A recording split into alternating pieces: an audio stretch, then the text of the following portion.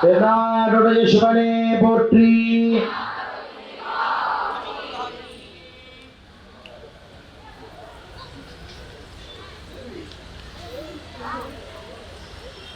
பேயறையார் பிரிவீதும் பிள்ளையினோடு உள்ளம் நினை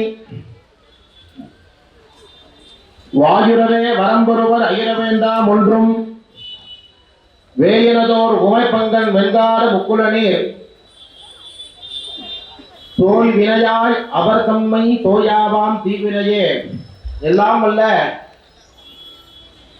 உமையோரு வாகனாக விளங்கக்கூடிய நமது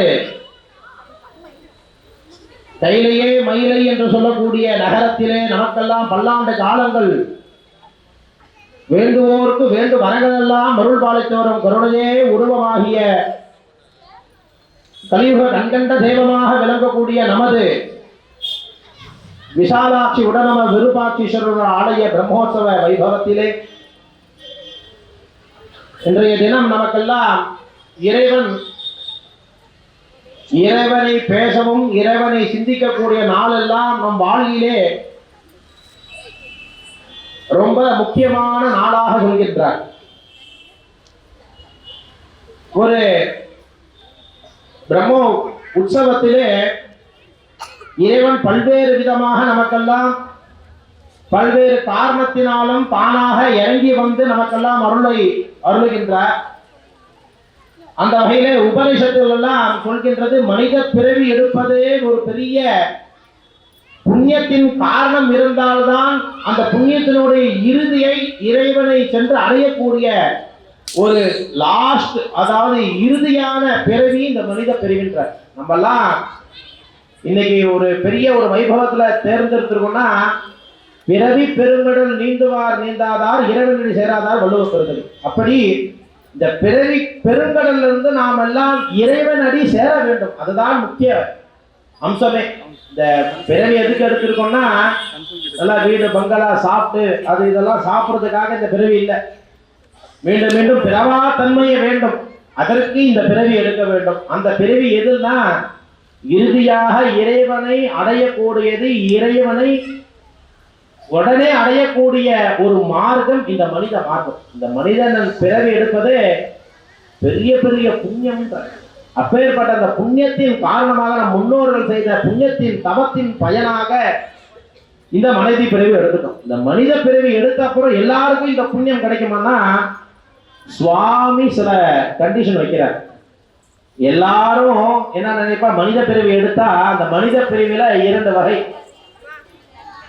அதுல ஒரு குணத்தை கொடுக்கிறார். என் குணத்தான் போல நமக்கு ஒரு குணத்தை கொடுக்கிறார் சுவாமி. என்ன குணம்னா, நாம் கஷ்டப்படுறத மாரி அடுத்தவங்களை கஷ்டப்படுத்த கூடாதுன்னு ஒரு குணம். அது ஒரு நிலை. நாம் எல்லாரும் கஷ்டப்படுறோம், அந்த கஷ்டம் மற்றவர்கள் படக்கூடாது, இல்ல மற்றவர்களுக்கு நாம் செய்யக்கூடாது. இப்ப நம்ம ஒரு ஆபீஸ்ல வேலை பார்க்கிறோம், அந்த மேனேஜர் என்ன பண்றாரு, நமக்கு ஒரு தொழில் ரீதியாக ஒரு பிற டார்கெட் கொடுத்து நமக்கு பெரிய பெரிய பொறுப்புகளை கொடுக்குறாரு.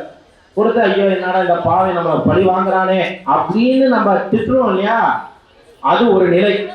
அடுத்தவங்களுக்கு கஷ்டம் கொடுக்கும், நம்ம பட்டம் நம்மளும் இதெல்லாம் தாண்டி தானே வந்தோம், இன்னைக்கு மேனேஜரா ஆயிருக்கோம், இவனும் அந்த கஷ்டத்தை படட்டுமேன்னு சொல்றது ஒரு நிலை. ஆனால் அந்த நிலைக்கு வந்த பிறகு நாம் பட்ட கஷ்டத்தை மற்றவர்களுக்கு கொடுக்க கூடாது அப்படிங்கிற ஒரு எண்ணம் வருது இல்லையா, அது 2ஆம் நிலை.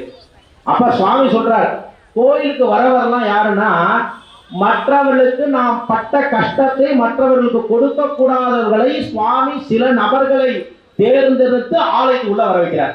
அப்ப அந்த பல நபர்களில் சிறந்தவர்கள் நீங்கள் எல்லாம்.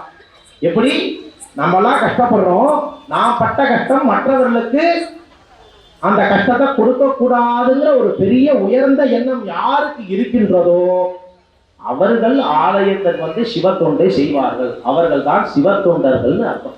இப்ப நீங்கெல்லாம் யாரு, சுவாமியால் சிறந்த தேர்ந்தெடுக்கப்பட்ட பெரிய தொண்டர்கள். நீங்கள் தான் சுவாமியோட சொத்து, வேற எதுவும் பெரிய சொத்தே கிடையாது. அப்ப சுவாமி என்ன பண்றார், பல்வேறு விதமாக நமக்கெல்லாம் ஒவ்வொரு தருணத்திலிருந்து ஒவ்வொரு காரணத்தின் பொருட்டு நம்மளெல்லாம் தடுத்து ஆட்கொள்வார். நம்ம பொறுமையா இருக்கணும். சுவாமி என்னடா நானும் காலம்புற வரேன், தினைக்கும் இந்த அர்த்தஜாம பூஜை எப்ப அந்த நண்பர்களை பத்தி சொல்லணும். தினைக்கும் அந்த நண்பர்களை பார்த்தா ஒரு 6 இல்லை 7 விரல் விட்டு எண்ணக்கூடிய நபர்கள் மட்டும் தான் சிவபுராணம் சொல்றாங்க. இந்த சிவபுராணம் சொல்ற தினைக்கும் நானும் பார்த்துட்டேன். 4 வருஷமா 5 வருஷமா இல்ல 17 வருஷமா பார்த்துட்டு இருக்கேன். அந்த 8 நபர்கள் டபுள் டிஜிட்டே வர மாட்டேங்குது, சிங்கிள் டிஜிட்ல தான் இருக்கு.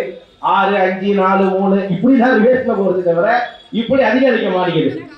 எதுக்கு சொல்றேன்னா, சுவாமி நானும் 1 மாசமா வந்தேன், இம்ப்ரூவ்மெண்ட் எதுவும் இல்லை அப்படி. இது எதுக்கு வந்துட்டேன் அப்படின்னா, அவர் அடுத்த மாசம் லீவ் போட்டுட்டு அடுத்த மாசம் ஜாயின் பண்ணிக்கிறார். இப்படிலாம் இருக்கக்கூடாதான். சுவாமிகிட்ட வந்து நிறைய காரணம் இருக்கு. நம்மள ஜீரோவா இருக்கக்கூடியவரை ஹீரோவாக மாற்றக்கூடிய ஒரு பவர் யார்கிட்ட இருக்கு? நம்ம சுவாமிகிட்ட இருக்கு. அதுக்கு உதாரணத்தை நம்ம 2 பேரை சிந்திச்சுட்டு இன்றைய தினத்தை நம்ம சிறந்து கடந்து போகலாம். முதல்ல என்ன பண்ணார், மணிவாசக பெருமான் இல்லை, சிவபுராணம்லாம் மணிவாசக பெருமான் தானே. அந்த மணிவாசக பெருமானுடைய சற்று சிந்திக்கலாம். மணிவாசக பெருமான் என்ன பண்றார், தன்னுடைய அவருக்கு முதல் பேர் என்னன்னா மாணிக்க வாசகர் கிடையாது, வாத ஊரன் பேர். வாழி திருநாவலூரர் வன்கொண்டர் வதம் போற்றி ஊழிமதி திருவாத ஊரர் திருத்தாள் போற்றின்னு 4 பெருமையை துதிப்போம். அந்த வாத ஊரன் யாருன்னா மணிவாசக பெருமான். நல்லா கவனிங்க, வாத ஊரன் என்கிற திருநாமத்தோடு முன்னாடி ஜென்மத்துல முன் ஜென்மம் நமக்குள்ள இப்ப மனித ஜென்மம் எடுத்துருக்கோம், அது முன் ஜென்மத்துல அவர் என்ன பண்ணியிருக்கார், உத்தரகோஷமங்கைன்னு ஒரு ஊர் ராமநாதபுரம் எல்லாத்தையும் தெரிஞ்சிருக்கும். இந்த உத்தரகோஷமங்கையில சிவனை நோக்கி தபம் புரிந்து தப முனிவர்கள்லாம் சேர்ந்து பெரிய ருத்ரயாகம் பண்றார். அந்த ருத்ரயாகத்தினுடைய நிறைவு என்னன்னா கைலாசம் சென்று அடைய வேண்டும். அவருடைய நோக்கம் என்ன, இறைவனை அடைய வேண்டும் என்கிற பெரிய நோக்கம். யாகம்லாம் சிறப்புற நடைகள். வேள்வி புகையால் வான் இருள்குள் வென்றாடனே வேள்வி புகை போய் சூரிய மண்டலத்தையே மறைச்சது. அந்த அளவுக்கு யாகம் சிறப்புற நடைபெற்று நடந்து சுவாமி பிரத்யட்சமானார். பிரத்யட்சமானோடனே நீங்கெல்லாம் வந்துருங்க, இப்ப நம்ம எல்லாம் இங்க இருக்கிற பேரு உங்களெல்லாம் கைலாசத்துல ரூம் போட்டாச்சே வந்துருங்க. சுவாமி அந்த தபத்தின் பயன் என்ன ஆகுது, நீ எதற்காக இங்க யாகம் செய்கின்றோ அந்த யாகத்தினுடைய பலன் உங்களுக்கு எல்லாம் வந்துருக்கு அப்படின்னு ஒண்ணு. ஆஹா, சிவபெருமான் தோன்றிட்டானோடனே நமக்கெல்லாம் அந்த கல்யாணம் முடிய அமைதியா இருக்கும். அந்த தீபாராதனை ஆன முடிஞ்சோன்னு அந்த அன்னதானத்துக்கு ஒரு அடிச்சு போப்பாருங்க. அந்த கியூல இருக்க வரிசையா அவங்களும் கஷ்டப்பட்டு ஒவ்வொரு கட்டா கொடுப்பாங்க. ஐயோ நம்ம கிடைக்காம போயிருமோன்னு பொறுத்தார் பூமி ஆழ்வார்னு அவர் என்ன பண்ண கடற்கரை தேவாதி முனிவர்கள் என்ன செஞ்சுட்டாங்க, கடற்கரை நான் வந்துடுறேன் சுவாமின்னு எல்லாம் ஒதுங்கி போனான். உடனே சுவாமி சொன்னார், வாத ஊருன்ற மணிவாசக பெருமான் இருக்காரு இல்லையா, அப்பா இப்படிலாம் வரிசையெல்லாம் போகக்கூடாது, இங்க இறங்கி இந்த குளத்துல ஸ்நானம் பண்ணிட்டு ஏறிந்தீங்கன்னா கைலாசத்துக்கு போயிடலாம் அப்படின்னு உடனே அவர் ஸ்டீட்மெண்ட் பண்ற வரிசையா சுவாமி கியூ போடுறார். 1 2 3 4 ஒவ்வொருத்தரா இறங்குறார், ஸ்நானம் பண்றார். அவன் நேரம் கைலாசத்துக்கு போயிட்டே இருக்கார். எத்தனை பேரு, 999 பேர் ஸ்நானம் பண்ணி முடிச்சு கைலாசத்துக்கு போறார். இத ஒருங்கிணைப்பது யாரு, ஒருங்கிணைப்பாளர் யாருன்னா வாத ஊரன். யாரு, வாத ஊரன் சொல்லக்கூடிய மணிவாசக பெருமான். அந்த வாத ஊரன் என்ன பண்றா, 999 பேரை சுவாமியை மோட்சத்தை கொடுத்துட்டார். கைலாசத்துக்கு வர போதும், கைலாசத்துல ஸ்டாப் அப்படின்ட்டார். இதெல்லாம் சுவாமியை ஸ்ரீமன் பண்ணி ஒவ்வொருத்தர் பின் ஒருவராக லைன் படுத்துறது யாரு, வாத ஊரன் சொல்லக்கூடிய மணிவாசக பெருமான். அவர் என்ன பண்ணிட்டார், 999 பேர் ஒருவர் நீ வா அடுத்தது அவர் தான் லைன் படுத்துறார், ஒருங்கிணைப்பாளர். கடைசியில ஒருங்கிணைப்பாளர் முடிச்சா அப்பாடா முடிஞ்சது, நம்ம போய் ஸ்நானம் பண்ணலாம் இறங்கி வைக்கும் போது சுவாமி ஸ்டாப் பண்றாரு. நம்மளாம் என்ன பண்ணிடுவோம், யோ இவ்வளோ பேரை 999 பேரை லைன் பண்ணி உனக்கு டென்ஷன் ஆகக்கூடாதுன்னு பார்த்து நான் லைன் பண்ணா நீ என்னைய ஸ்டாப் பண்ணிட்டியா, நீயும் வேண்டாம் ஒன்றும் வேண்டாம் அப்படின்னு கோச்சிட்டு போயிருப்போம். நிறுத்தது யாரு, சிவபெருமான். காரணம் இன்றி ஒருபோதும் சுவாமி நம்மளை நிறுத்த மாட்டார். பின்னாடி ஏதோ இருக்கு அப்படின்ட்டு அவர் என்ன பண்ணார், பஞ்சாட்சர மந்திரத்தை ஓம் நம சிவாய ஓம் நம சிவாய ஓம் நம சிவாய. இறைவன் மேல இன்னும் பற்று அதிகமாயிட்டு, பற்று அதிகமாகி அவர் 1 நாள் இல்ல 2 நாள் இல்ல 100 நாள் இல்ல 1 வருஷம் இல்ல, அவர் ஆயுளே முடிஞ்சு போயிருக்கு. நமசிவாயன்னு சொல்லி ஆயுளே முடிஞ்சு போயிருக்கு. இறைவன் அடி போயிட்டார், அடுத்த ஜென்மம் எடுக்கிறார். இந்த பஞ்சாட்சரத்தோடைய பலன் பாருங்க, அடுத்த ஜென்மா எடுக்கிறார். ஜென்மா எடுத்த உடனே அந்த பஞ்சாட்சர மந்திர ஜபம் பண்ணார் இல்லையா, பாண்டிய நாட்டுக்கு பிரதம மந்திரியாக ஆகிறார். யாரு, வாத ஊரன்.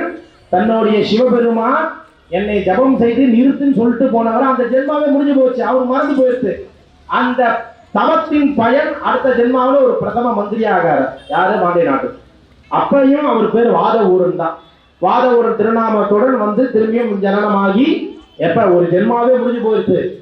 அடுத்த ஜென்மாவில பிறக்கிறார். அப்பயும் பிரதம மந்திரியா ஆகிறார். ஆன உடனே திருப்பெருந்துறையூர்னு ஒண்ணு அவருடைய கேள்விப்பட்டிருக்கீங்களா? அடியாருக்கெல்லாம் தெரிஞ்சுக்கணும் சுவாமி எங்கெங்கெல்லாம் இருக்கார், என்னென்ன ஊர் பேர் சொன்னா தெரியணும் நமக்கு. நம்மலாம் சைவர்கள் 272 சிவாலயம் பேர் சொல்லணும்.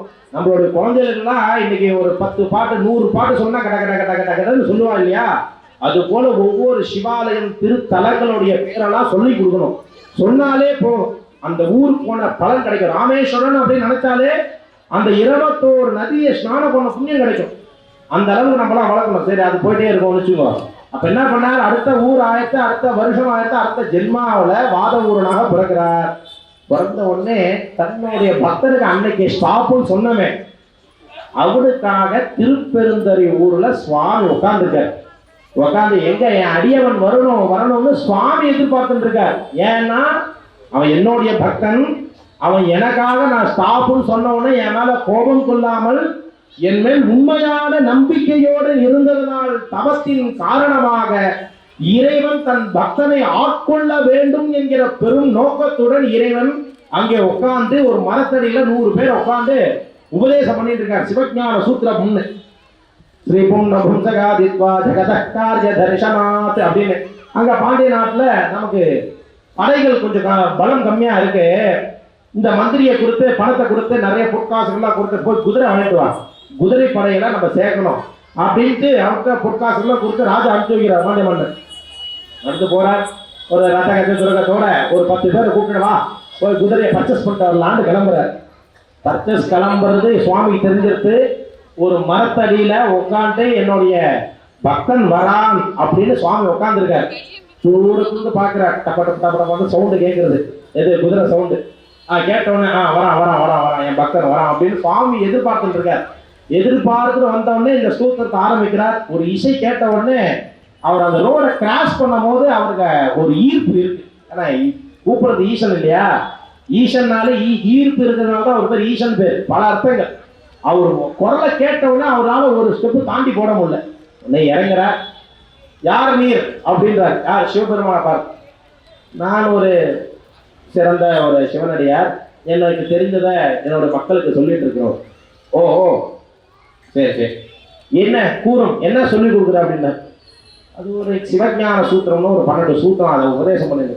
சரி சரி சொல்லும், நானும் கேட்கிறேன். யாரு? வாத ஊரன். அவர் அந்த பிரிஸ்கு, இந்த மந்திரிலாம் ஒரு பிரிஸ்கு இருக்கும்ல, அந்த பிரிஸ்கோட உட்காந்துருக்காரு. இவரு சிவனடியா சிவபெருமான் மரத்தடி கீழே உட்காந்துருக்காரு.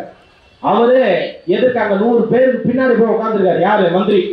சொல்லு அப்படின்னா அவர் சிம்மாசனம்லாம் போட்டு உட்கார வச்சிருக்காரு. அந்த பிரிஸ்கா உட்காந்து பார்த்துட்டு இருக்காரு. பார்த்தோன்னு முதல் சூத்திரம் முடியறது. அந்த அர்த்தத்தை கேட்ட உடனே கூப்பிடுறது யாரு? பேசுறதெல்லாம் ஈசன் இல்லையா? உடனே அந்த சிம்மாசனத்தை விட்டு கீழே இறங்கி உட்கார்றாரு. அப்புறம் 2வது சூத்திரம் சொல்றாரு, 3வது சூத்திரம் சொல்றாரு. 10 பேரா தள்ளி தள்ளி அவரு கொஞ்சம் நோருங்க அப்படின்னு உள்ள வர. உள்ள வந்த உடனே கடைசி 12வது சூத்திரம் சொல்லி முடிக்கிறதுக்குள்ள முதல் வரிசையில் வந்து உட்காந்துட்டார். யாரு? நான் யாரு? பிரிஸ்கு மந்திரி அப்படின்னு சொல்லிட்டு பிரிஸ்கா உட்காந்தவர் சிம்மாசனத்தை விட்டு தலையில உட்காந்து அந்த கூட்டத்தை குழந்தைன்னு கிட்ட வந்து முன்னாடி வந்து உட்காந்துட்டார்.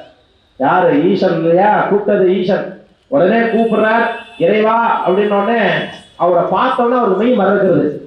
சுவாமியோடைய பத்மபாதத்தை எந்த ஒரு இந்திராதி முதலிய தேவர்களுக்கு சிவனுடைய பாதம் தலையில படல. தன்னுடைய அடியவனாக இருக்கக்கூடிய திருப்பெருந்துறையூர்ல வாத ஊரன் சொல்லக்கூடிய நமது பக்தன் பூர்ண ஜென்மால சொன்ன அந்த வார்த்தை கட்டுப்பட்டு அந்த ஜென்மாவே முடித்த பிறகு இறைவன் இந்த ஜென்மால தடுத்து ஆட்கொள்றாருன்னு அவர் தலையில சுவாமியோடைய பாதம் கிடையாது. எவ்வளவு பெரிய புண்ணியம்! சுவாமியோடைய பாதம், பத்ம பாதம் அவருடைய சிரசுல பிறந்தன பூர்ண ஜென்மா ஞாபகம் வந்தது. ஆஹா, உத்தரகோஷ வங்கியில நம்ம இவ்வளவு பேர் 999 பேர் அமிச்சோம். சுவாமி இருந்தார். அன்னைக்கு பஞ்சாட்சரம் பண்ணோம். இறைவா அப்படின்னு அவருக்கு எல்லா பூர்வ ஜென்ம ஞாபகம் வந்திருக்கு. வந்தவுடனே சுவாமி அப்புறம் சொன்னார், இறைவன் சொல்லி பல நூல்கள் இருக்கு, சிவாகமங்கள் வேதங்கள்லாம் இருக்கு. ஆனால் மனிதன் சொல்லி இறைவன் எழுதியது திருவாசகம். உடனே அவருக்கு ஞானம் வந்துருது. மணிவாதி பெருமான் சொல்றார், நமச்சிவாய வாழ்க்கை எடுத்த உடனே நமச்சிவாய தான் அவர் பஞ்சாட்சரம் ஜபம் செய்து நம்பிக்கையோடு இருந்தார். அந்த வார்த்தையிலே சுவாமி நமச்சிவாய வாழ்க்கை சிவபுராணத்தை எடுத்து அவரு மணிவாத பெருமான் இன்று அன்று ஜீரோவாக விட்டுட்டு போனார். அடுத்த ஜென்மால் என்ன ஆகுது, அவரை ஹீரோவா ஆக்கிட்டார். நால்வர்ல ஒருவராக மணிவாத பெருமான் இருக்கார். அப்பேற்பட்ட மணிவாத பெருமான் நால்வர் ஒரு ஜீரோவாக இருந்தவரை ஹீரோவாக மாற்றுறதுக்கு காலம் அவகாசங்கள் எவ்வளவு